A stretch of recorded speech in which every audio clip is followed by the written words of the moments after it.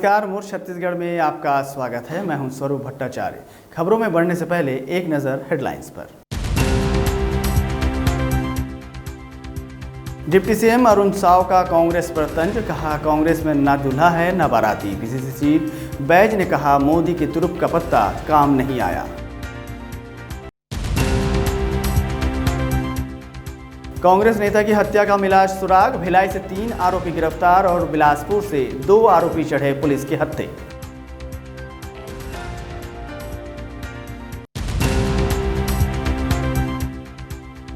पर जताई चिंता, सीआरपीएफ अधिकारियों को दौरे को कहा संदेहास्पद।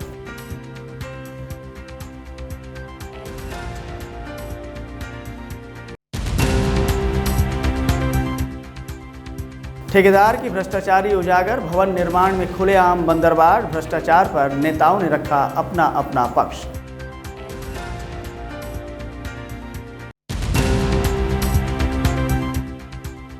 छत्तीसगढ़ सरकार ने कर्मचारियों को दिया तोहफा, टीएडीए में हुई बढ़ोतरी, श्रेणी के हिसाब से कर्मचारियों को मिलेगा लाभ। अब बढ़ते हैं खबरों की ओर। छत्तीसगढ़ में लोकसभा चुनाव खत्म हो गया है, लेकिन देश में अभी भी 3 चरण का मतदान होना बाकी है। ऐसे में राजनीतिक बयानबाजी लगातार भाजपा और कांग्रेस के बीच चल रही है। पूर्व मुख्यमंत्री भूपेश बघेल को रायबरेली की जिम्मेदारी दी गई है, जहां भूपेश मतदाताओं से कह रहे हैं कि आप प्रधानमंत्री के लिए वोट कीजिए। इस पर उप मुख्यमंत्री अरुण साव ने तंज कसते हुए कहा कि कांग्रेस में न दूल्हे है न बाराती है, बाराती छोड़कर भाग गए हैं। कांग्रेस के प्रत्याशी अपना नाम वापस ले रहे हैं, ये कांग्रेस की दुर्गति है। उन्होंने कहा कि कांग्रेस नेता प्रतिपक्ष बनने की भी स्थिति में नहीं है। प्रधानमंत्री बनना तो दूर की बात है। इधर डिप्टी सीएम के बयान पर पीसीसी चीफ दीपक बैज ने पलटवार करते हुए कहा कि आज देश में स्थिति अलग है। आज न मंगलसूत्र, न मस्जिद, न मंदिर, न धर्म काम आ रहा है। मोदी का तुरुप का पत्ता भी अब काम नहीं कर रहा है। वो केवल लोगों को इमोशनल करना ही जानते हैं। देखिए, आज देश में जो कांग्रेस पार्टी के हालात हैं, पूरे देश ने देखा है कि कैसे कांग्रेस में भगदड़ मची है। कांग्रेस पार्टी में न दूल्हा है न बाराती है, बाराती छोड़कर भाग गए सब। कांग्रेस के प्रत्याशी अपना नाम वापस ले रहे हैं। इससे और दुर्गति क्या होगी किसी राजनीतिक दल की, और इसलिए कांग्रेस तो समाप्ति की ओर बढ़ रही है। कांग्रेस पार्टी नेता प्रतिपक्ष बनाने की स्थिति में नहीं होगी। प्रधानमंत्री बनाना तो बहुत दूर की बात। छत्तीसगढ़ में दूल्हा भी बनने चले थे, शेरवानी भी सिलवा लिए थे, लेकिन दूल्हा दुर्भाग्य नहीं बन पाए। पहले चीज। दूसरी चीज, अभी तो देखिए आगे आगे होता क्या है। अभी तो सिर्फ चौथा चरण हुआ है। हम लोगों ने पहला और दूसरा चरण में ही स्पष्ट कर दिए थे कि देश में माहौल अलग है और इस समय मोदी लहर खत्म हो चुकी है। देश की जनता बदलाव चाहती है। तीसरा चरण हो गया। चौथा चरण में भी कांग्रेस इंडिया गठबंधन की सरकार बेहतर रूप से बढ़त बनाई हुई है। इसी का नतीजा है कि प्रधानमंत्री जी का बयान, ना कोई मंगलसूत्र वाला बयान काम आ रहा है, ना मीट मछली वाला बयान काम आ रहा है, ना जाति धर्म वाला बयान काम आ रहा है, ना मंदिर मस्जिद का बयान काम आ रहा है, ना वो कोई पाकिस्तान का बयान काम आ रहा है। इस समय प्रधानमंत्री की हर तुरुप का इक्का पूरी तरह से फेल हो चुका है। और अंतिम विकल्प था कि प्रधानमंत्री, हमारे नेता राहुल गांधी जी ने भी कहा था और मैंने भी कहा था कि प्रधानमंत्री जी एक ही हथियार बाकी है उनके पास कि अब कहीं वो जनता को इमोशनल करने के लिए कहीं रो न दे। वो भी जनता देख लिया, लेकिन उसके रोने गाने से देश की जनता उसके बहकाव में आने वाली नहीं है। ये प्रदेश कांग्रेस कमेटी के अध्यक्ष दीपक बैज ने कहा कि विभिन्न मुद्दों पर भाजपा और कांग्रेस को घेरते हुए कांग्रेस का पक्ष रखा है। उन्होंने बस्तर में लगातार हो रही नक्सली मूवमेंट और ऑपरेशन को लेकर भाजपा को घेरते हुए कहा कि कांग्रेस की सरकार में बस्तर में पूरी तरह से शांति का वातावरण था, लेकिन भाजपा की सरकार आते ही नक्सलियों की घटना बढ़ गई है और बस्तर की जनता पुलिस और नक्सलियों के बीच पिस रही है। बैज ने भाजपा पर हमला बोलते हुए कहा कि अब बीजेपी के पास कोई मुद्दा नहीं है, इसलिए वे इमोशनल कार्ड खेल रहे हैं। वहीं राहुल गांधी को बैज ने इंडी गठबंधन का सर्वमान्य नेता बताते हुए राहुल गांधी को देश का प्रधानमंत्री बनाने की इच्छा भी जताई। सिर अबूझमाड़ की घटना नहीं है, घटना सुकमा जिले की भी है, घटना दंतेवाड़ा जिले की भी है, बीजापुर जिले की भी है, नारायणपुर जिले का तो वही है। इसके अलावा बस्तर में भी कुछ हालात हैं कि हमारी सरकार में बस्तर में लोग, जनता, जनप्रतिनिधि शांति के साथ रहते थे।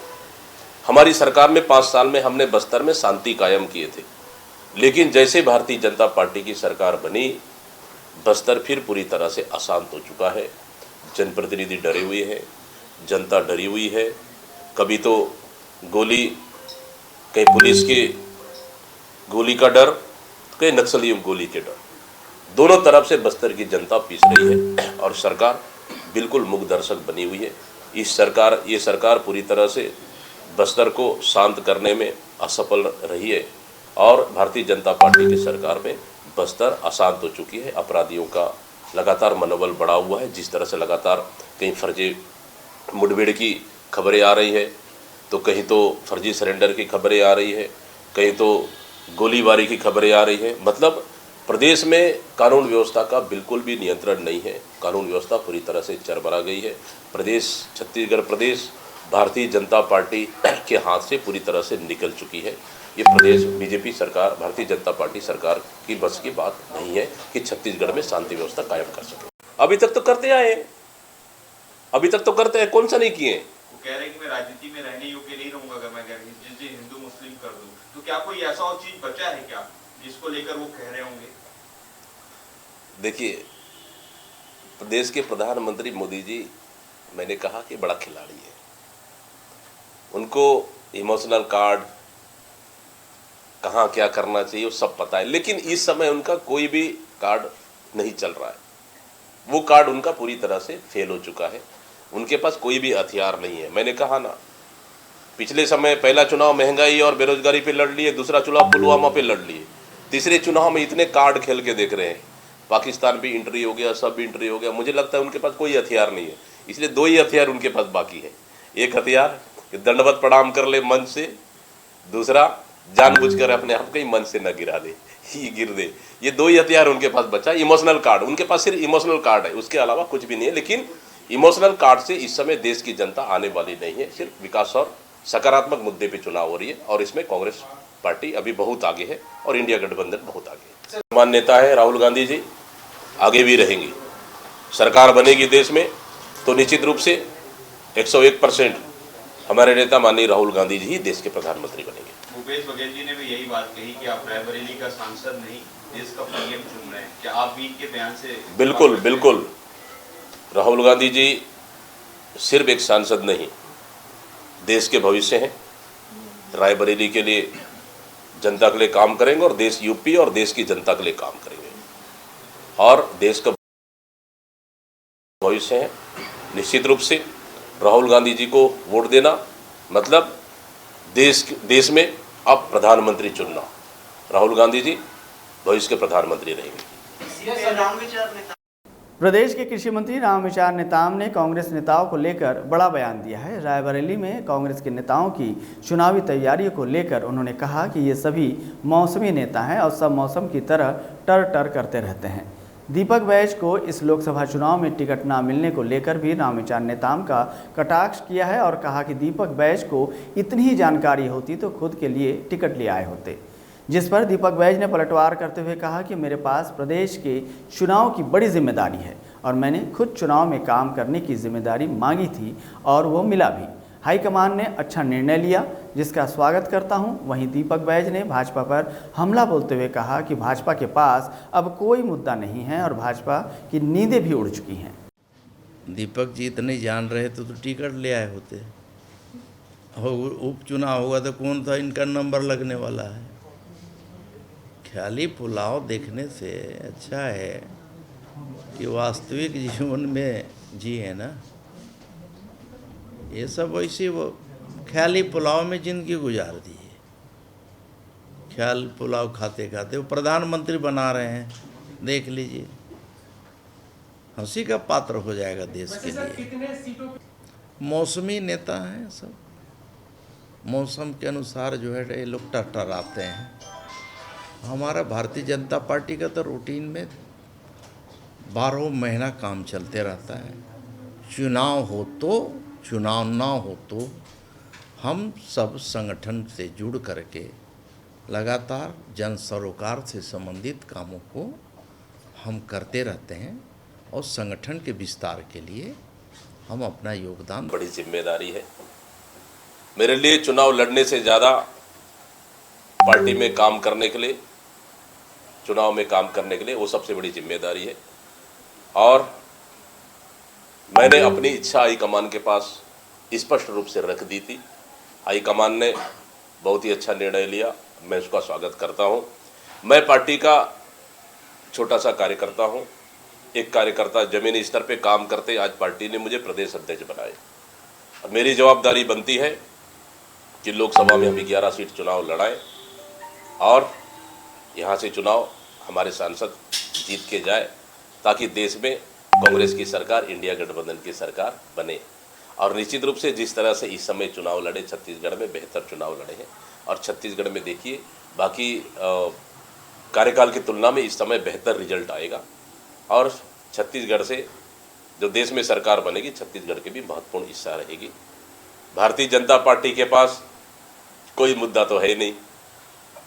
और कल के बयान के बाद मैंने कहा कि उनकी नींद उड़ गई है और भारतीय जनता पार्टी पूरी तरह डिप्रेशन में। नारायणपुर जिले में बीते सोमवार को दिन दहाड़े कांग्रेस नेता विक्रम बैस की गोली मारकर हत्या कर दी गई थी। इस मामले में 3 आरोपियों को दुर्ग से पुलिस ने गिरफ्तार किया है। दुर्ग एसएसपी जितेंद्र शुक्ला ने इस मामले में जानकारी देते हुए बताया कि नारायणपुर में कांग्रेस के नेता विक्रम बैस की हत्या के आरोपी दुर्ग जिले के भिलाई सेक्टर इलाके में छुपे हुए थे। भिलाई के हॉस्पिटल सेक्टर से एक मकान में दबिश दी गई है। पुलिस टीम ने वहां से 3 आरोपियों को गिरफ्तार किया है। इस मामले में विश्वजीत नाग और जसप्रीत सिंह जस्सी को बिलासपुर से भी गिरफ्तार किया गया है। इस तरह मामले में कुछ और भी गिरफ्तारियां अभी बाकी है। इसके बाद नारायणपुर पुलिस इस पूरे मामले का खुलासा करेगी। बताया जा रहा है कि बाइक सवार अज्ञात हमलावरों ने विक्रम बैस की 3 गोली मारी, जिसमें एक गोली विक्रम बैस के सिर में, दूसरी उसके पेट में और तीसरी गोली सीने में लगी थी।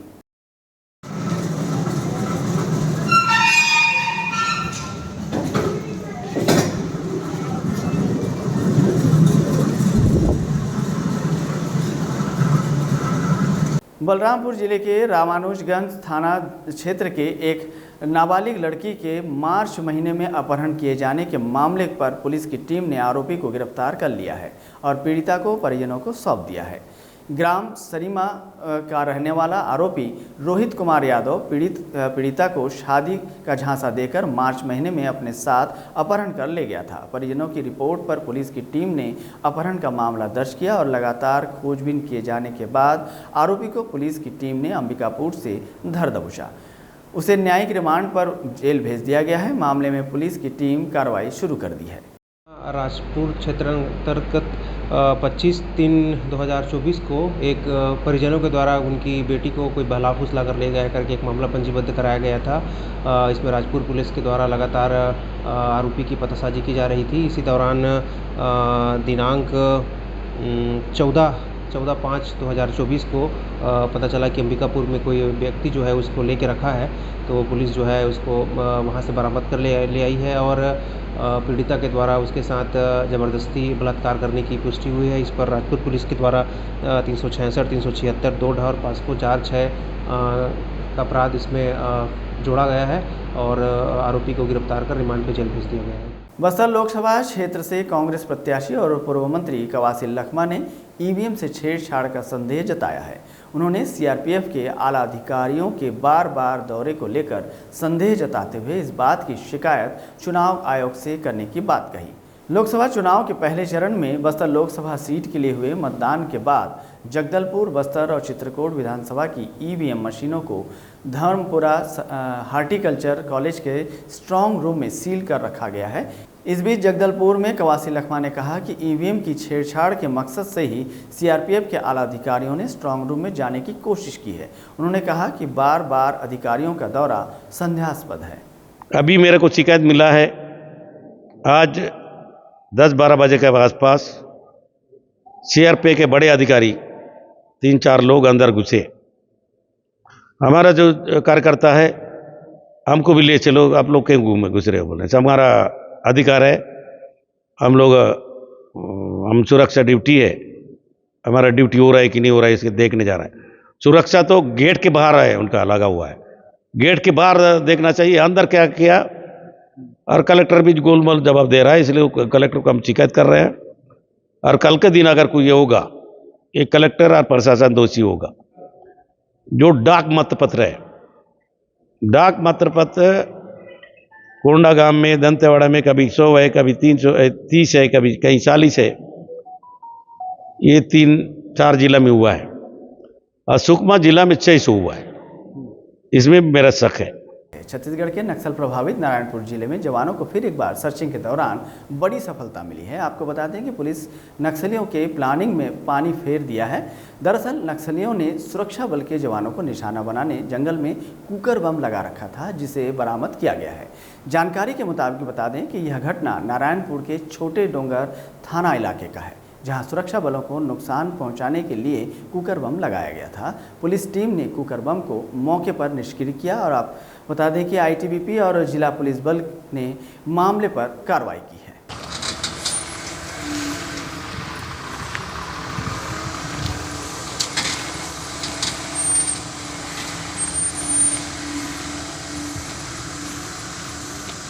उनको रुकवा देना, वो जो आ रहे हैं उनको रुकवा देना।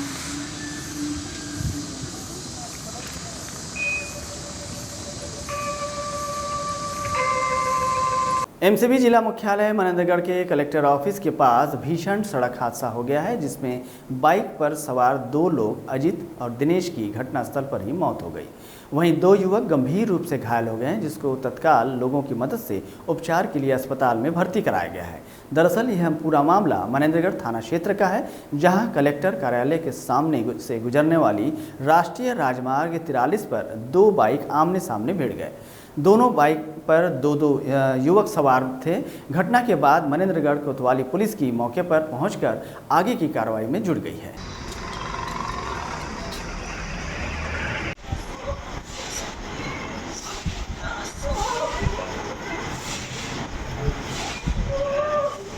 डोंगरगढ़ को धर्मनगरी का संज्ञा प्राप्त करने में वर्षों लगी, लेकिन कुछ कथित ठेकेदार या यूं कहें कि भ्रष्टाचारी ठेकेदार धर्मनगरी के नाम को धूमिल एवं घोटाला करने में लगे हुए हैं।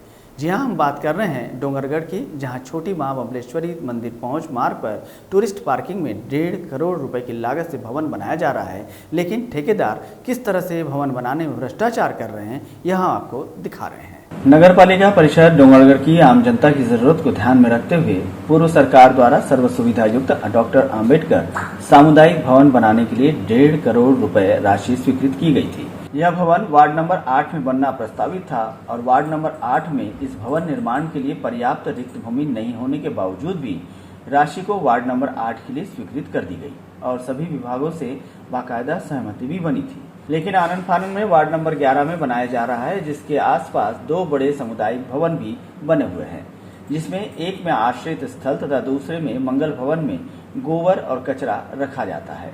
वहीं इस निर्माणाधीन भवन के सामने मुख्यमंत्री स्वावलंबन योजना के तहत 72 दुकान 2 करोड़ की लागत से बनाया गया था, जिसमें भी नगर पालिका और ठेकेदार ने खुलकर भ्रष्टाचार किया था और आज यह दुकान जीर्ण शीर्ण स्थिति में है।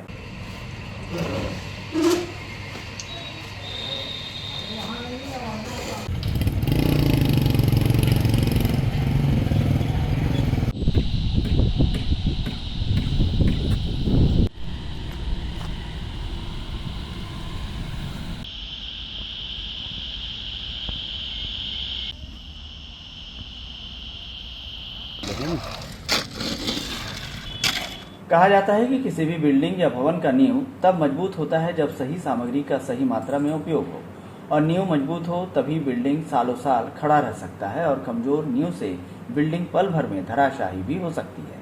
इसका जीता जागता उदाहरण यह है जो हम आपको दिखा रहे हैं।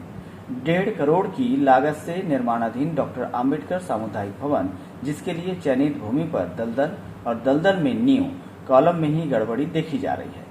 इस कार्य में काफी अनियमितताएं, शासन के नियम के निर्देश की और कार्य में लेट लतीफी, गुणवत्ताहीन सामग्री का उपयोग कर कॉलम में लगने वाली छड़ एक दूसरे से जुड़ा नहीं है और यूं कहें कि भ्रष्टाचारी ठेकेदार छड़ को खा गए हैं और डकार नगर पालिका अधिकारी कर्मचारी ले रहे हैं। आपको बता दें कि नगर पालिका के अधिकारियों को पहले दिन कार्य में गड़बड़ी होने की सूचना मिलती है और दूसरे दिन बीम और कॉलम में ढलाई कर इस गड़बड़ी को ढक दिया जाता है, या यूं कहें कि पैसे के चादर से नगर पालिका को ढक दिया गया। इस तरह नगर पालिका के अधिकारी, कर्मचारी और ठेकेदार मिलजुल कर घोटाला तो कर रहे हैं। धर्मनगरी डूंगरगढ़ इसलिए कहा जाता है कि माता बमलेश्वरी का यहाँ मंदिर है और बहुत से यहाँ अनेकों समुदाय के लोग यहाँ निवास रहते हैं, सबका मंदिर है। धर्मनगरी से ये भी तात्पर्य है कि यहाँ जो है मांस मछली शराब आदि का सेवन नहीं किया जाता, ये भी बोला जा सकता है। लेकिन अधर्मियों की डूंगरगढ़ धर्मनगरी में कमी नहीं है। अधर्मी हम इसलिए बोल रहे हैं क्योंकि डूंगरगढ़ नगर पालिका परिषद में कर रहे ठेकेदार जो इतने तरीका से इतने अच्छे से भ्रष्टाचार करते हैं वो आज हम आपको दिखाने वाले हैं। अभी मैं खड़ा हूँ माँ बमलेश्वरी पहाड़ के जस्ट नीचे में, जो कि टूरिस्ट ग्राउंड कहा जाता है। टूरिस्ट ग्राउंड में 1.5 करोड़ की लागत से यहाँ जो है सामुदायिक डॉक्टर अंबेडकर सामुदायिक भवन निर्माण कराया जा रहा है। सभी समुदाय के लिए बनाया जा रहा है लगभग 1.5 करोड़ की लागत से। लेकिन इसमें किस तरह से भ्रष्टाचार कर रहा है वो आप देख सकते हैं। मैं कैमरा पर्सन को बोलता हूँ कि दिखावे कि भ्रष्टाचार किस तरह से किया जा रहा है। पहले मैं आपको दिखा दूं छड़ की बात। मैं कैमरा छड़ दिखाता हूँ। छड़ में आप देख सकते हैं कि जो पहला जो कॉलम गया है लगभग 15 छड़ इसमें निकाले गए हैं। वहीं हम सेकंड की बात करें उसमें भी 15 है। तीसरे की बात करें तो 10 हो गए हैं। चौथे की बात करें तो 6 हो गए हैं। उसके बाद 10 हो गए हैं। इसी तरह से इन छड़ों में जो जा कहीं और रहे हैं उसको बैंड 5 इंच बैंड करके उसको बनाया जा रहा है। तो इस जो बनाया जा रहा है ये जो अंबेडकर भवन जो है किस तरह से इसकी नींव बनी हुई है ये सोचने योग्य बात है। लगभग मान सकते हैं ये बोला जाता है जिसकी नींव अच्छी होती है वो बिल्डिंग अच्छा होता है। लेकिन यहाँ नींव पे खुलकर भ्रष्टाचार किया जा रहा है। अगर इस पर 10 लाख रुपए काम हुआ है, 10 लाख रुपए का इस पर नगर पालिका प्रशासन का स्वीकृत करती है तो लगभग सिर्फ 3 या 4 लाख रुपए काम हुआ है और बाकी जो है यहाँ नगर पालिका के अधिकारी और ठेकेदार किस तरह से इस पैसे को डकार गए हैं और आप ये देख सकते हैं। बात करूं यहाँ मुख्य मार्ग है छोटी माता से लेकर बमलेश्वरी माता मंदिर के बीच में और यहाँ बाजू में ही एक मंगल भवन भी है नगर पालिका के द्वारा और इस बाजू में एक आश्रय स्थल भी है। और आप मेरे सामने देख सकते हैं इस सामने में लगभग 72 दुकान बने हुए हैं मुख्यमंत्री स्वावलंबन योजना के तहत, जिसे इसी ठेकेदार ने लगभग 2 करोड़ रुपए लगभग बनाया था। लेकिन वो जो दुकानें हैं वो अभी तक जीर्ण शीर्ण हो गई है, पूरी तरह से धराशायी हो गई ना उस पर किसी प्रकार का दुकान लगा जाता है। जो पैसा है वो जो है सरकार का जो पैसा किस तरह बहाया गया है देख सकते हैं। सोचने की बात है जब बाजू में तो जब भवन बने हुए हैं जिसे नगर पालिका ठीक से रख रखाव नहीं कर पा रही है तो ये तृतीय भवन बनाने की आवश्यकता क्या थी। जो 2 पहले भवन बने हुए थे उसको ठीक तरह से सुचारू रूप से संचालन किया जा सकता था।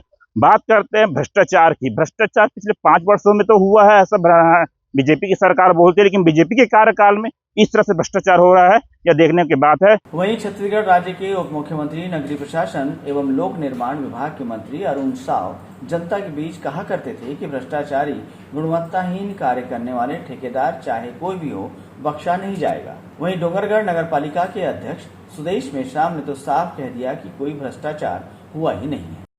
देखिए, जहां पर भी भ्रष्टाचार के बारे में जानकारी लगेगी कठोर कार्यवाही होगी। भ्रष्टाचार पर जीरो टॉलरेंस की नीति अपनाकर किसी भी भ्रष्टाचारी को हम नहीं छोड़ेंगे। मैं चाहूँगा डोंगरगढ़ शहर में लगातार विकास की गंगा बह रही है और सरकार ने जो पैसा डोंगरगढ़ के विकास के लिए दिया जा रहा है वो लगातार अच्छे कार्य हो रहे हैं और गुणवत्ता काम हो रहे हैं। जैसा कि हमने बताया कि ठेकेदार द्वारा किस तरह से लापरवाही की जा रही है, भ्रष्टाचार किया जा रहा है, घोटाला किया जा रहा है। हो सकता है कि वो अकेले इस भ्रष्टाचार में लिप्त न हो, नगर पालिका कर्मचारी भी इस भ्रष्टाचार में लिप्त हो। वहीं बात करें ठेकेदार की, ठेकेदार ने यहाँ बहुत अच्छे स्कूल बनाया था आत्मानंद स्कूल। आत्मानंद स्कूल की मैं बात बता दूं कि आत्मानंद स्कूल पहले ही हवा और तूफान में उसके 3 उड़ चुके थे। बाजू में जो दुकानें हैं इसे भी उसी ठेकेदार ने बनाया था और बिना भौतिक सत्यापन के पूरे पैसे जो आहरण कर दिए गए थे, शटर नहीं लगा हुआ था। तो किस तरह से नगर पालिका अंधी और मुखदर्शक बनी हुई है कि ऐसे ठेकेदारों को यह ठेका देती है। हो सकता है कमीशन के लालच में दो, हो सकता है कि पैसे के लालच में दो, लेकिन इस तरह से ठेकेदारों को पैसे के लालच में ठेका देना जाना कहीं ना कहीं भविष्य में जन जनता के लिए क्षति है, क्योंकि अगर ये इस तरह से काम चलते रहेगा तो ये ज़्यादा दिन यहाँ ये जो भवन है ज़्यादा दिन टिकने नहीं वाला है। क्योंकि अगर हम घर बनाते हैं और हम अच्छे से काम करवाते हैं तो घर जो है 100 साल तक के चलता है, लेकिन इस भवन की गारंटी 10 साल की भी नहीं है। मैं रफ्तार मीडिया से अभिलाष जाऊंगा, राजनांदगांव, छत्तीसगढ़। शराब के नाम पर छत्तीसगढ़ में जमकर राजनीति होती है और जब छत्तीसगढ़ में कांग्रेस की सरकार थी तब भाजपा आए दिन कांग्रेस पर शराब बंदी ना करने को लेकर कांग्रेस की नीयत पर सवाल उठाते दिख रही थी। वहीं कांग्रेस की हार में एक बड़ा कारण कांग्रेस द्वारा शराब बंदी के अपने वायदे को पूरा न करना भी माना जाता है। लेकिन आज जब प्रदेश में भाजपा की सरकार बन चुकी है तो विपक्ष में बैठी कांग्रेस भाजपा सरकार पर हमला बोलते नजर आ रही है। कांग्रेस के प्रदेश अध्यक्ष दीपक बैज ने प्रदेश की भाजपा सरकार को घेरते हुए कहा कि भाजपा के पास पैसों की कमी नहीं है तो फिर वे प्रदेश में अब शराब बंदी क्यों नहीं करते हैं। वहीं पीसीसी चीफ ने प्रदेश सरकार द्वारा खोले जाने वाले शराब अहाता को लेकर भी कहा है कि बीजेपी शराब अहाता में कमीशन ले रही है और मोटी कमाई करने के साथ ही शराब घोटाला भी कर रही है। लेकिन इतने पैसा आने के बाद भी आखिर शराब के रेट बढ़ाने की आवश्यकता क्यों थी?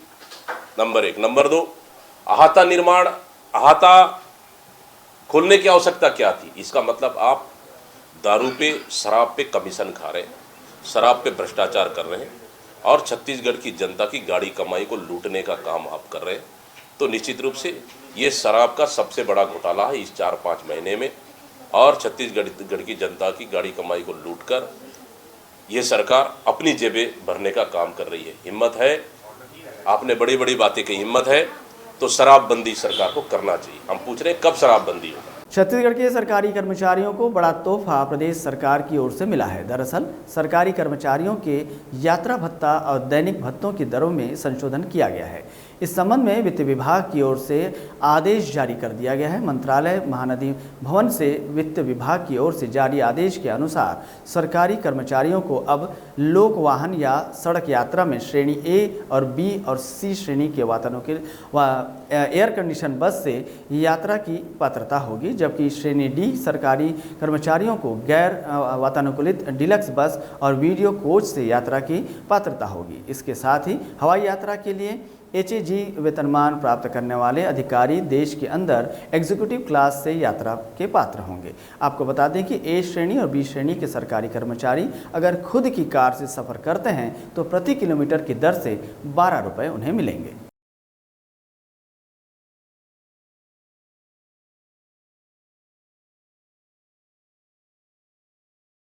छत्तीसगढ़ संस्कृत विद्यामंडलम रायपुर के सचिव अलका दानी ने आज छत्तीसगढ़ संस्कृत विद्यामंडलम रायपुर की ओर से आयोजित 2024 की मुख्य परीक्षा का परिणाम घोषित किया है। परीक्षा परिणाम 96.35% रहा, जिसमें कुल 3,504 परीक्षार्थी शामिल हुए। वर्ष 2024 की मुख्य परीक्षा के लिए छत्तीसगढ़ में कुल 41 परीक्षा केंद्र बनाए गए थे। कक्षा 10वीं का परीक्षा परिणाम 98.48% रहा, जिसमें 476 छात्र छात्राओं ने प्रथम स्थान प्राप्त किया है। प्रावीण्य सूची में गोस्वामी रामरतन संस्कृत उच्चतम माध्यमिक विद्यालय जांजगीर चांपा की छात्रा चंद्रभावा कश्यप को प्रथम स्थान प्राप्त किया है। 12वीं की परीक्षा परिणाम 98.43% रहा। अब चलते चलते एक नजर डालते हैं खबर की सुर्खियों पर। डिप्टी सीएम अरुण साव का कांग्रेस पर तंज, कहा कांग्रेस में ना दूल्हा है ना बाराती। पीसीसी चीफ बैज ने कहा मोदी के तुरुप का पत्ता काम नहीं आया। कांग्रेस नेता की हत्या का मिला सुराग, भिलाई से 3 आरोपी गिरफ्तार और बिलासपुर से 2 आरोपी चढ़े पुलिस के हत्थे।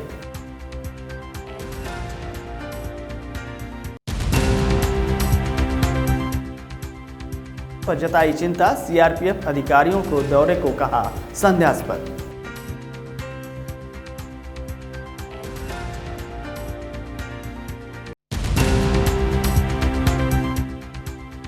ठेकेदार की भ्रष्टाचारी उजागर, भवन निर्माण में खुलेआम बंदरबाड़। भ्रष्टाचार पर नेताओं ने रखा अपना अपना पक्ष।